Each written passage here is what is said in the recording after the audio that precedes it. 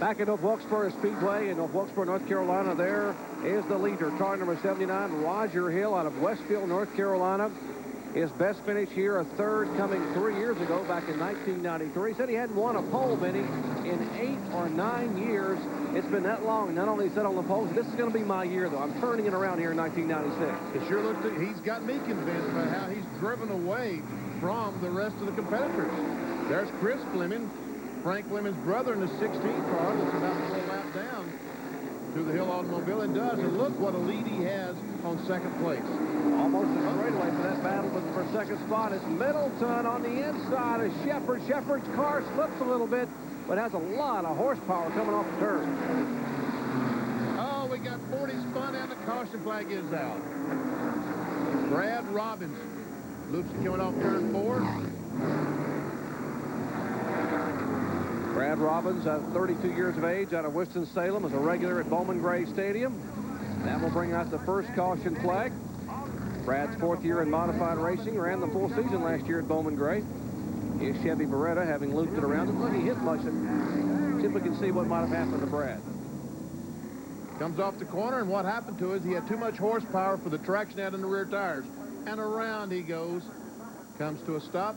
Now the question is, how many cars will stop and change tires? Only 25 laps into the race. Will any car stop and change tires? We'll have to see. Some of the crews I talked to, Benny, said they would like to be able to go 70 laps or go close to halfway and then put some fresh tires on. At least right side tires maybe come in and then blitzkrieg at the last 75 laps. There's the car number 40 that spun a moment ago.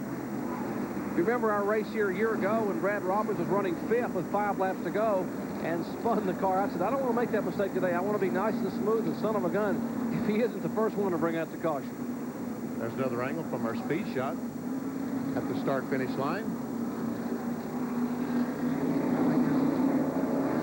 Well, I guess no cars, yeah, there's a few cars are coming down pit road. I see Chris Fleming. He's already been lapped. He's coming down pit road. The 83 car up. Tim Brown is making the pit stop. He just ran up in the top 10.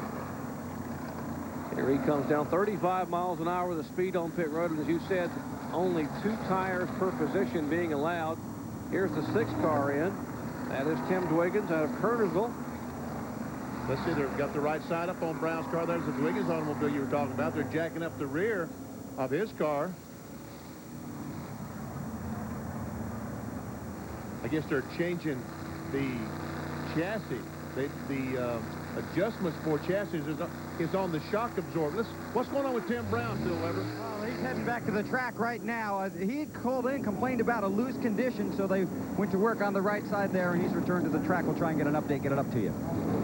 Well, when the race started, Bill, this car got very loose coming off turn 2. I thought he might have missed a shift, but the car maybe just sort of jumped out of control, so they came in and took that right rear tire off. And there is Jimmy Howell, the flagman, still waving the caution flag. First caution of the day here in the Lowe's 150, the spin by the car number 40, Brad Robbins. We'll be back.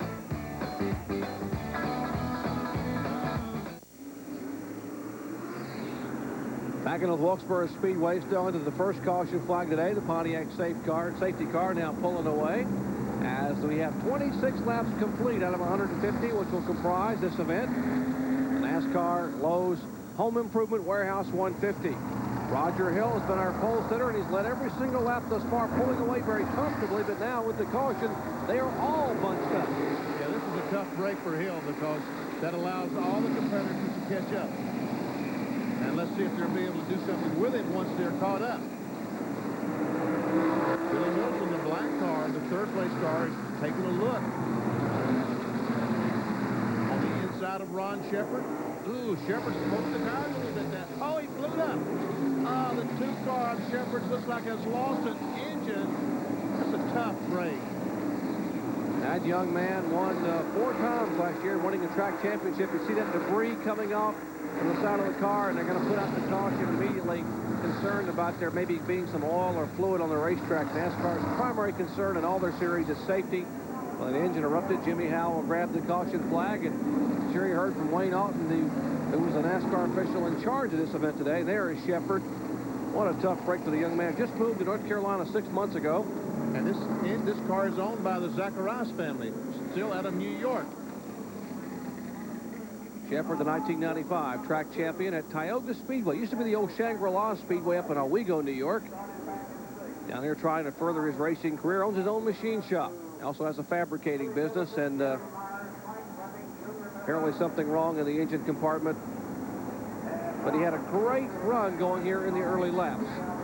Gorgeous day here in North Wilkesboro. 29 of 150 laps are complete, and our leader is Roger Hill. Back in a moment. Lots of racing action to come your way here on ESPN and ESPN2. Take a look at our Sunday menu. Breakfast, ESPN2's Thunder from 7 a.m. Eastern time on the Deuce. NASCAR Modified Lowe's 150 at 9 a.m. Eastern on ESPN2.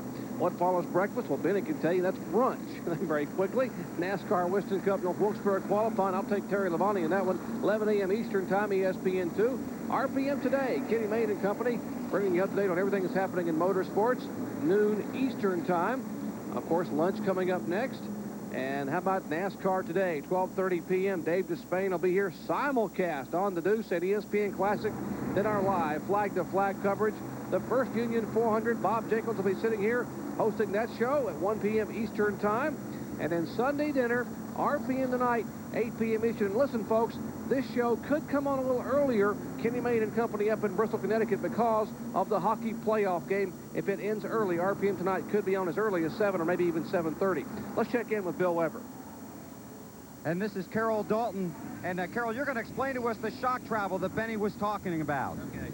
This hooks onto the bottom A-frame. This hooks up top. When you want to put more pressure on the spring, you take this and tighten it up or down which way you want it to go. This will put more pressure on the spring and make it ride high. And that's how you adjust your chassis in these modifieds, That's huh? true. That's right. Now the driver can tell you which way he wants you to go? We hope so. Okay, and your driver's doing okay so far, huh? So far, so good, yes. Started on the pole, leading the race. So far. Okay, Benny, how'd we do? Hey, you did pretty doggone good. I was trying to explain to the folks, but I said I'll never be able to do that. Weber can get a shock and show how they adjust the chassis on the modifieds. That's a coil-over shock absorber, and where they run that, that's how this adjustment is made. Green flag, back to racing. Restart lap 35. That first caution for 6 laps. And Roger Hill goes back after it, but after Roger is one car number 45 of Billy Middleton.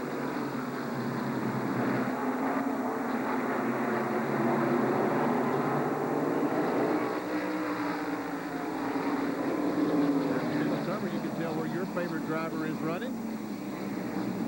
And Hill seems to have lost some of his advantage, Jerry, because right now Middleton and Myers both give him about all he wants.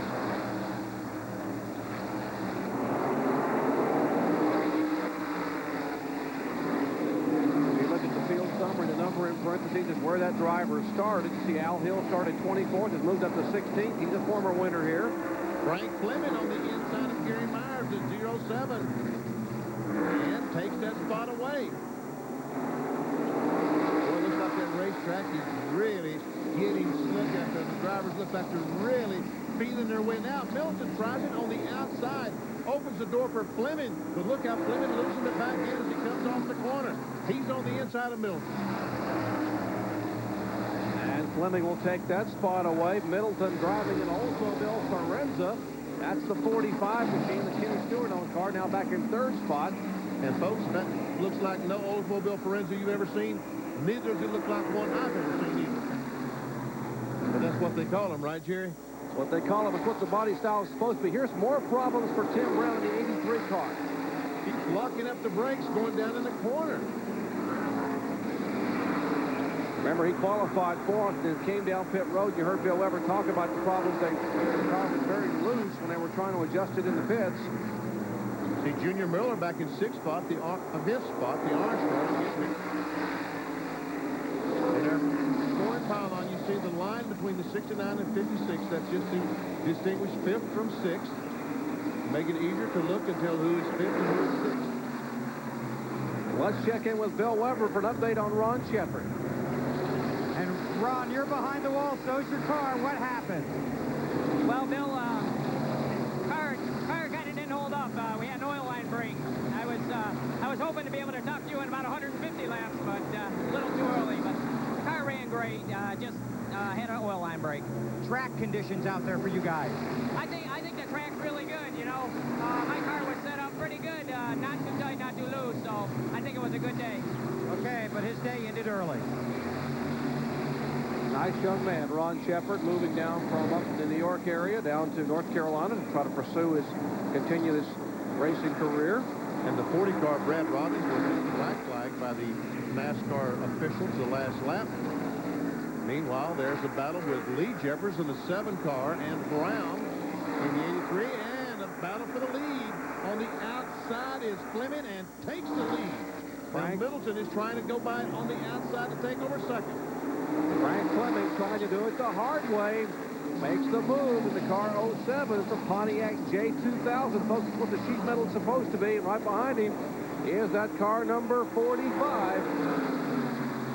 Though it's Pontiac, Oldsmobile, and Chevrolet. First 3 cars. It looks like that Fleming's car was a little bit too tight when the race started. Oh, battle for the lead. Middleton took a look on the inside. Looked like Fleming's car was a little bit too tight when the race started, but it is coming to it. The racetrack has changed, and his car is okay. Meanwhile, Hill losing another spot, or about to lose another spot, as Gary Myers in the 1 tries to go on the outside. Here's Junior Miller in 69.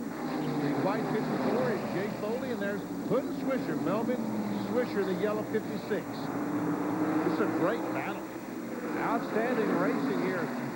And tonight, these same cars go to Caraway Speedway down in Asheboro, North Carolina, and do exactly the same thing over again. What did Yogi say? It's going to be deja vu all over again. All over again. They've got it's about a 2-hour and 15-minute drive. You see Middleton now trying to sneak a peek to the inside of the 07 of Fleming. That's first and second. Middleton, no. Fleming's got a lot of muscle coming off the corner. Meanwhile, these 2 cars, even though they're batting, you can see, folks, that they are pulling away ever so slightly from 3rd, 4th, 5th, 6th, and 7th. Junior Miller has taken the 4th spot away from Myers. Miller won 5 of the 10 SMART events called SMART, Southern Modified Auto Racing Teams events. That's a tour they run among these drivers here in the South. And now Miller, a 5-time winner last year in that season, that tour, is really working over the car number 79 on pole to the Roger Hill.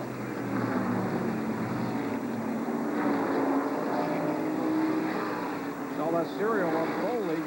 Boy, he's come from 17 starting spots. Jay Foley out of Stewart, Virginia, in the car number 54. Up, battle for the lead, Middleton. Oh, slow car. The 8 car of Brian